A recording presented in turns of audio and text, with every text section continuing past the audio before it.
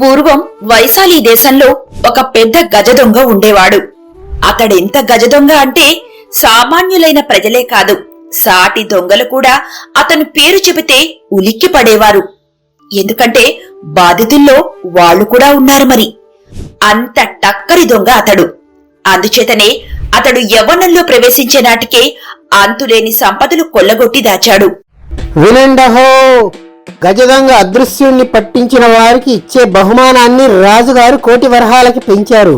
అతన్ని పట్టించినా లేదా ఆచూకీ తెలిపినా ఈ బహుమతి వారికి అందచేయబడుతుందని రాజుగారి ఉత్తర్వహో. విన్నావా కిట్టప్ప? ఆ గజదొంగ మళ్ళీ ఏ సంపన్నుడినో దోచుకున్నట్టున్నాడు. మళ్ళీ బహుమానాన్ని పెంచారు రాజుగారు. 1,00,000 వరహాలుగా ఉన్న నజరానిని పెంచుకుంటూ పోయి 1 కోటి వరహాలు చేశారు. ఎంత పెంచితే ఏమి లాభం? ఎట్టా ఉంటాడో కూడా తెలియని మనిషిని ఎలా పట్టుకోగలం? పట్టుకోవడం పక్కన పెట్టు, కనీసం అతన్ని ఇంతవరకు చూసిన వారు లేకపోయే. అసలు ఆ అదృశ్యుడనే పేరు కూడా మనోళ్లు పెట్టిందే గాని అది వాడి అసలు పేరు కాదు. నిజమే సుబ్బన్న, అసలు ఇటువంటి పెద్ద దొంగతనాలు ఎవరి సహాయం లేకుండా వాడొక్కడే ఎలా చేయగలుగుతున్నాడంటావు? అదేనోయ్ వాడి ప్రత్యేకత. చోరకళలో ఆరితేరిన ఈ గజదొంగ ఎండుటాకుల మీద కూడా నిశ్శబ్దంగా నడవగలడని, కటిక చీకటిలో సైతం స్పష్టంగా చూసే శక్తినిచ్చే అంజనం లాంటి ఉపకరణాలు వాడి దగ్గర ఉంటాయని, ఆ కారణం చేతనే ఇప్పటి వరకు ఎవ్వరికీ దొరకలేదని అందరూ అంటుంటారు. మరోసారి మనకు భంగపాటు ఎదురైంది మహారాజా. ఏమైంది? నెలకొకసారి దొంగతనం చేసే ఆ అదృశ్యుడు మనం 1 కోటి పరిహారం ప్రకటించగానే మనకు సవాలు విసిరినట్టుగా 2 రోజుల్లోనే 2 దొంగతనాలకు పాల్పడ్డాడు. వీడు మన సహనాన్ని పరీక్షిస్తున్నాడు. మహామంత్రి, వాణ్ణి ఎలాగైనా పట్టుకోవాలి. సరే, ఇకపై మామూలు బహుమతులు కాదు, వాణ్ణి పట్టుకున్న వాడికి నా కూతుర్నిచ్చి వివాహం చేస్తానని దండోరా వేయించండి. తొందరపడుతున్నారేమో మహారాజా.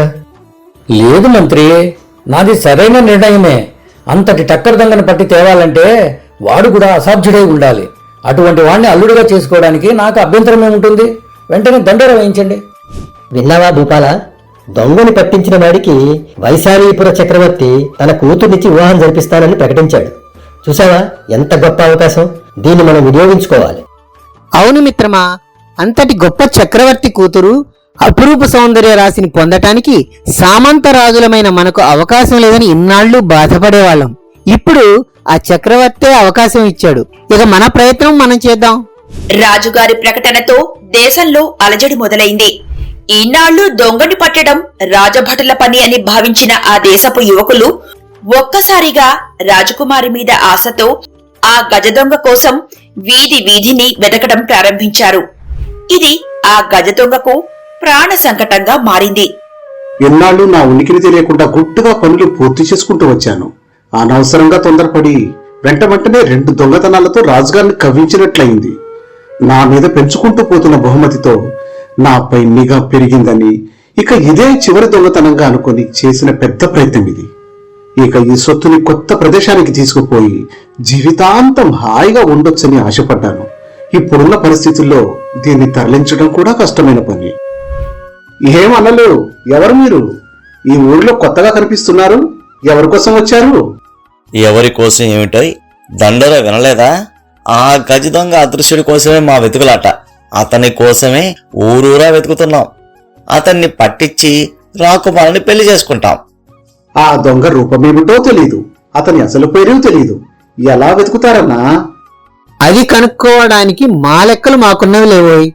అకస్మాత్తుగా ధనవంతుడైనోడు కానీ, ఏ కష్టము చేయకుండా ధారాళంగా ఖర్చు చేస్తున్నవాడు కానీ కనిపిస్తే వాడికి ఆ సంపద ఎక్కడి నుంచి వచ్చిందని కూపీ లాగితే సరి, మొత్తం వివరాలు బయటకొస్తాయి. మంచి ఆలోచనే. సరే, మీ ఇద్దరు జట్టుగా వెతుకుతున్నారు. అదృష్టం బాగుండి ఆ దొంగ దొరికితే మీలో రాజకుమారిని పెళ్లాడేదెవరు? దానికి కూడా మా ఒప్పందం ఖరారైందిలే ఓయ్. బొమ్మ బొరుసుతో ఒకరిని విజేతగా నిర్ణయించుకొని 2వ వాడికి జీవితకాలానికి సరిపడా ధనరాశులను కానుకగా అందించాలని నిర్ణయించుకున్నాం. తెలివైన వారే అన్నా. మరేమనుకున్నావు? వస్తామాయ్, సమయం లేదు. పరిస్థితి నేను ఊహించిన దానికన్నా దారుణంగా ఉంది. అందరూ నా కోసం 1000 కళ్లతో చూస్తూ ఉన్నారు. ఇప్పటిదాకా సంపాదించుకున్నది తీసుకుని మరో దేశానికి పోవాలన్నా దారిలో డేగ కళ్ళతో చూసే ఇటువంటి వాళ్ళతో ఇబ్బందే. ఉత్త చేతులతో పోతే ఎవడూ కనుక్కోలేడు, కానీ ఇంతకాలం కష్టపడి సంపాదించుకున్నది వదిలేసిపోవటం అవివేకం. వెంట తీసుకుపోతే దారిలో ఎవడో ఒకడు అనుమానించి పట్టుకుని రాజుగారికి అప్పగించి రాజకుమార్తెని పెళ్లాడవచ్చు. దీనివల్ల నాతో పాటు రాజకుమార్తెకు ముప్పు.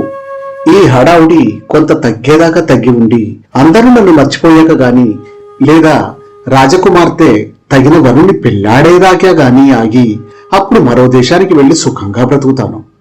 అప్పటి వరకు ఎవరికీ అనుమానం రాకుండా ఏదో కూలివాడిగా నటిస్తూ సామాన్య పౌరుడిగా బ్రతుకుతాను అనుకుంటూ తన వేషాన్ని సాధారణ పౌరుడిగా మార్చుకున్నాడు.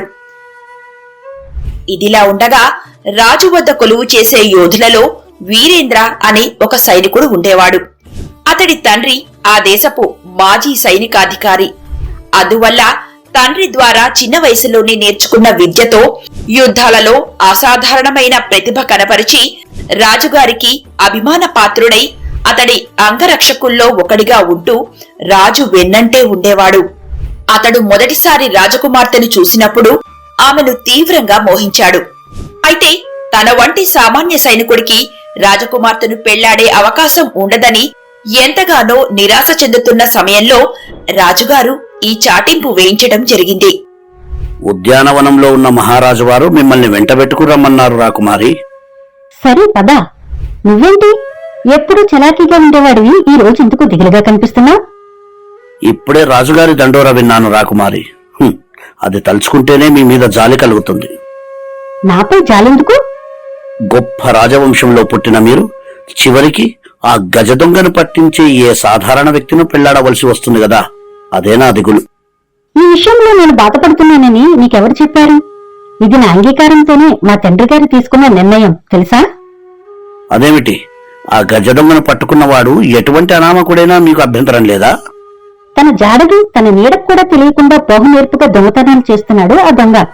అటువంటి వాణ్ణి పట్టుకున్నవాడు అనామకుడు ఎలా అవుతాడు? నా దృష్టిలో నిజమైన యోధుడు అతడే. అతను ఏ యువరాజుకి తీసుకోడు. అటువంటి వాడు నిజంగా దొరకాలే కాని ఎంత అదృష్టం! ఈ మాటలతో వీరేంద్రకి కలిగిన ఆనందం అంతా ఇంతా కాదు. రాకుమారి తనను గుట్టుగా ప్రేమిస్తుందని, అందుకే తన మనసు విప్పి చెప్పి ఈ కార్యం నువ్వే సాధించాలని ప్రోత్సహిస్తుందని గుడ్డిగా నమ్మాడు. ఇక అప్పటి నుంచి అదృశ్యుణ్ణి పట్టుకునేందుకు వీరేంద్ర చేసిన కృషి మరెవ్వరూ చేసి ఉండరు.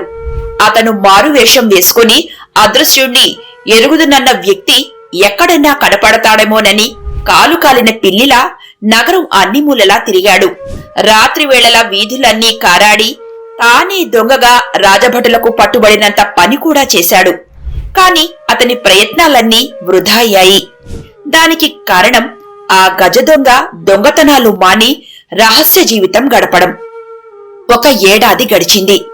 ఎక్కడా దొంగతనాలు లేవు. రాజుగారు ప్రజలు కూడా ఆ గజ దొంగను గురించి దాదాపు మర్చిపోయారు. అతడు దేశం నుంచి ఏనాడో పారిపోయాడని, అకస్మాత్తుగా మరణించాడని జనం రకరకాలుగా చెప్పుకున్నారు. ఏమనలేవు. ఎంతవరకు వచ్చింది ఆ అదృశ్యుడి గురించి మీ అన్వేషణ? ఏం చెప్పేది మిత్రమా, మా దెబ్బకు దడిసి ఆ గజ దొంగ దేశం విడిచి పారిపోయినట్టున్నాడు. ఒకసారైతే చేతికి చిక్కినట్టు చిక్కి జారుకున్నాడోయ్. ఆ మరుసటి రోజే పొలిమేరలో ఎవరిదో సగం కాలిన శవం దొరికిందన్నారు. బహుశా అది మా నుంచి తప్పించుకున్న ఆ గజదొంగయే అయ్యుండొచ్చు. మా నుంచి తప్పించుకోవడం అసాధ్యమని తలచి వాడు ఆత్మహత్యకు పాల్పడి ఉంటాడని మా ప్రగాఢ విశ్వాసం. పాపం, నిజమే ఉంటుంది. సరే, వస్తాం. మంత్రివర్య, ఆ అదృశ్యుడి గురించి మనం దండోరా వేయించి మొన్న పౌర్ణమికి 1 సంవత్సరం పూర్తయింది. గత ఏడాదిగా అతని ఆచూకీ గాని దొంగతనాలు గాని లేవు. ప్రజలందరిలాగానే నేను కూడా అతడు పలాయనం చిత్తగించాడనో లేదో మరణించాడనో భావిస్తున్నాను. మీరేమంటారు? నా అభిప్రాయం కూడా అదే మహారాజా. అమ్మయ్యా, మన ప్రధాన సమస్య తీరింది. ఇకపై వాడిని మర్చిపోవచ్చు కదూ? చిత్తం మహారాజా. అయితే ఇంకెందుకు ఆలస్యం, ఇక మన రాజకుమారికి వివాహ ప్రయత్నాలు మొదలెడదాం. చుట్టుపక్కల రాజ్యాల్లో ఆమెకు తగిన జోడిని వెతకండి. తప్పకుండా మహారాజా. మన రాజకుమారిని పెళ్లాడేందుకు ఎంతో మంది యువరాజులు వివుళ్ళూరుతున్నారు. మీ స్థాయికి తగ్గ వారిని ఎంపిక చేసి ఆ రాజకుమారుల చిత్రపటాలు తెప్పిస్తాను. అమ్మయ్యా, నా పథకం ఫలించింది. ఇక నేడు రేపు రాజకుమారి పెళ్లి కాగానే నా సంపద తీసుకుని ఏదైనా కొత్త నగరానికి వెళ్లి ప్రశాంతంగా జీవించవచ్చు. జరుగుతున్న పరిణామాలతో వీరేంద్ర నీరసపడిపోయాడు. అప్పటికే అతను రాకుమారుని ప్రేమిస్తున్న సంగతి, ఆమె కూడా తనని ఇష్టపడుతున్న సంగతి తన తండ్రికి చేరవేశాడు.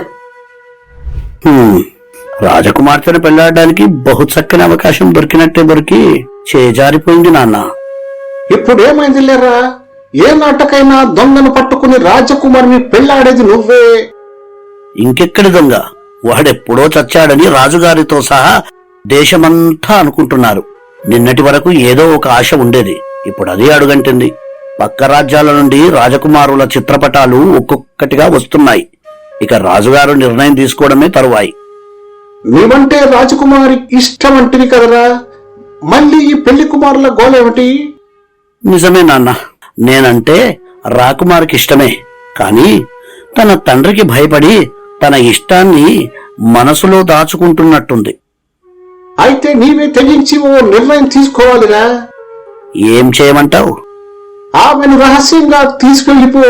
రాకుమారి ఎలాగూ నీ వంట ఇష్టపడుతుందంటున్నావు కాబట్టి నీతో రావటానికి తను పేచీ పెట్టదు. 1-2 రోజుల తర్వాత తీసుకువెళ్ళింది ఆ గజ దొంగి అని భావించిన రాజుగారు తన కూతుర్ని తిరిగి తెచ్చిన వాడికి ఆమెతోనే వివాహం జరిపిస్తానని దండర వేయిస్తాడు.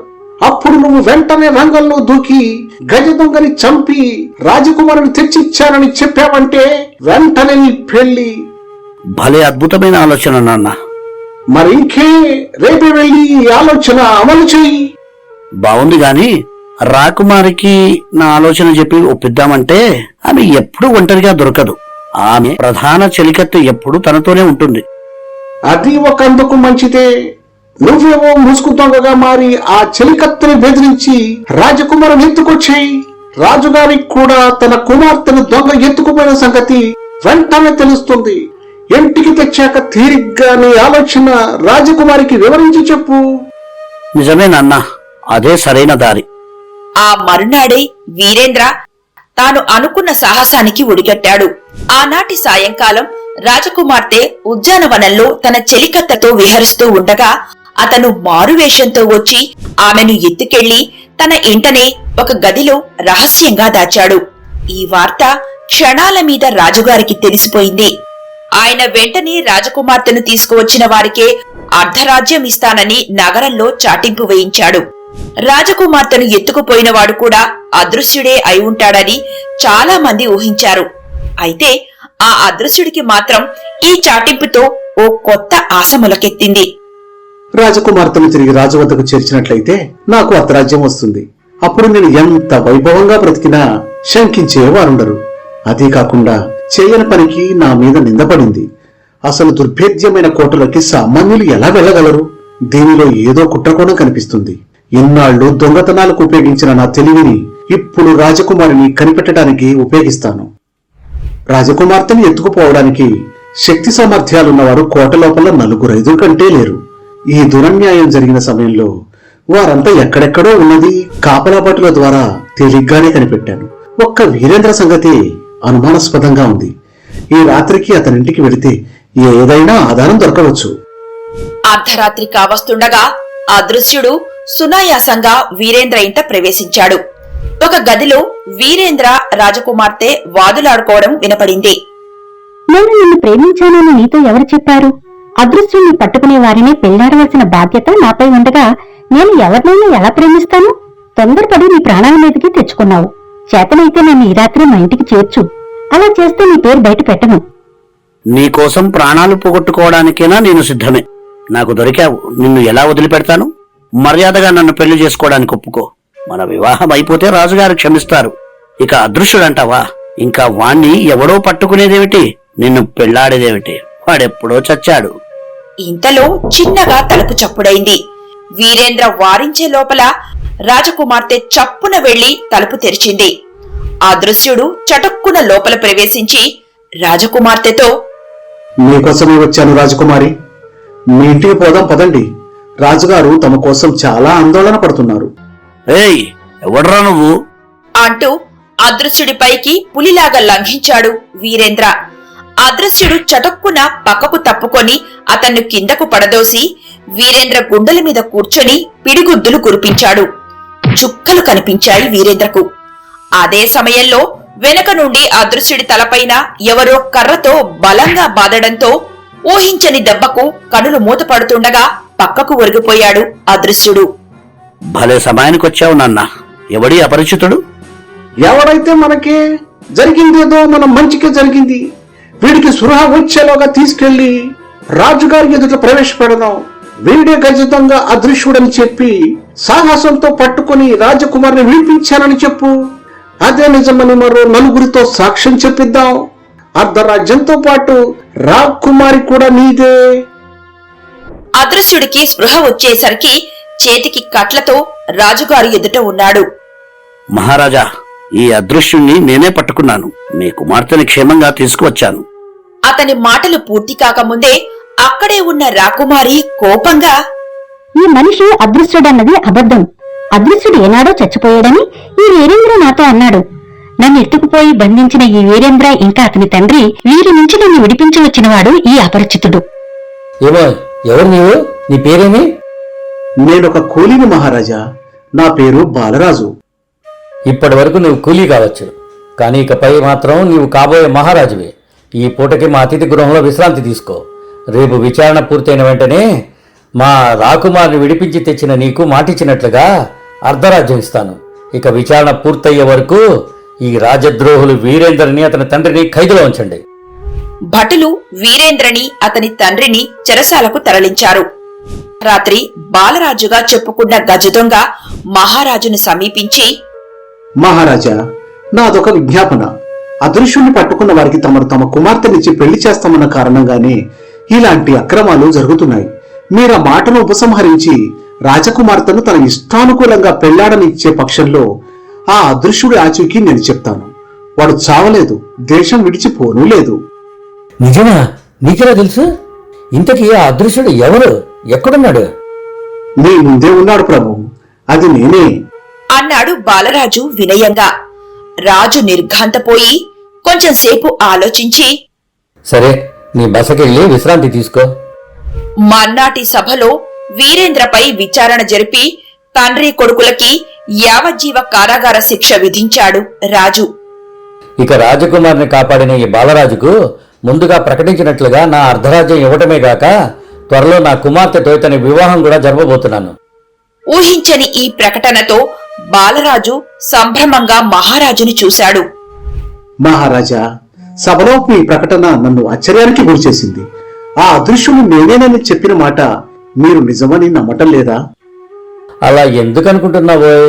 అయినా సభలో మీ వివాహ ప్రకటనకు మా కుమార్తె మద్దతు కూడా ఉంది తెలుసా? ఇదెలా సంభవం? నిన్న రాత్రి నీవు నాతో మాట్లాడి వెళ్ళాక నేను మా కుమార్తెని కలిశాను. నీ ఇష్టానుకూలంగా పెళ్లాడనిచ్చే పక్షంలో ఆ గజ దొంగ ఆచూకీ చెబుతానని నేను రక్షించిన ఆ బాలరాజు చెప్తున్నాడు. తనకి అర్ధరాజ్యం కూడా వద్దని చెబుతున్నాడమ్మా. గజతో కాచూకి చెప్పిన వారికి నన్నిచ్చి వివాహం చేస్తానని మీరే ప్రకటించారుగా నాన్న. అర్ధరాజ్యం ఇవ్వకుండా ఎలా తప్పించుకుంటారు? ముసిముసిగా నవ్వుతూ అంది రాకుమారి. గడుసుదానివే, ఒకవేళ నిన్ను విడిపించిన వాడే గజ దొంగ అయ్యుంటే?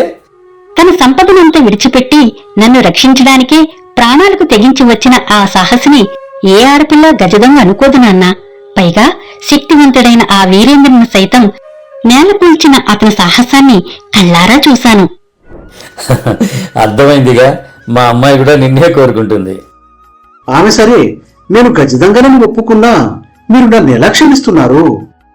అంగరక్షకులుగా ఉండి వెన్నుపూడి పొడిచిన ఆ వీరేంద్ర లాంటి ద్రోహి కంటే నీవు నయ్యం. పైగా నీవు దోచిన వారిలో ఒక్క సామాన్యుడూ లేడు. కొల్లగట్టావని నీపై ఫిర్యాదులు చేసిన వారంతా రాజ్యానికి పన్నులు ఎగ్గొట్టిన బడా బాబులు, రత్నాల వ్యాపారులను. ఆ విషయం నాకు ఆలస్యంగా తెలిసింది. బాలరాజు రాజుగారిని ఆశ్చర్యంగా చూస్తూ ఉండిపోయాడు. అదీగాక గత ఏడాది కాలంలో నువ్వు దోచిన సంపదలో ఒక్క పైసా ఖర్చు చేయలేదు, ఏ దొంగతనమూ చేయలేదు. కారణం ఏమైనప్పటికీ నువ్వు కష్టపడే పొట్టపోసుకున్నావు. ఇది చాలదా నీలో దొంగ మాయమయ్యాడని చెప్పడానికి? నిన్ను రాజుని చేస్తే ఆ డబ్బుని కూడా ప్రజల కొరకు వినియోగిస్తావని నాకు తెలుసు. నవ్వాడు మహారాజు. ఆశ్చర్యంతో తనకి తెలియకుండానే చేతులు జోడించాడు గజదొంగ. కాదు కాబోయే మహారాజు బాలరాజు.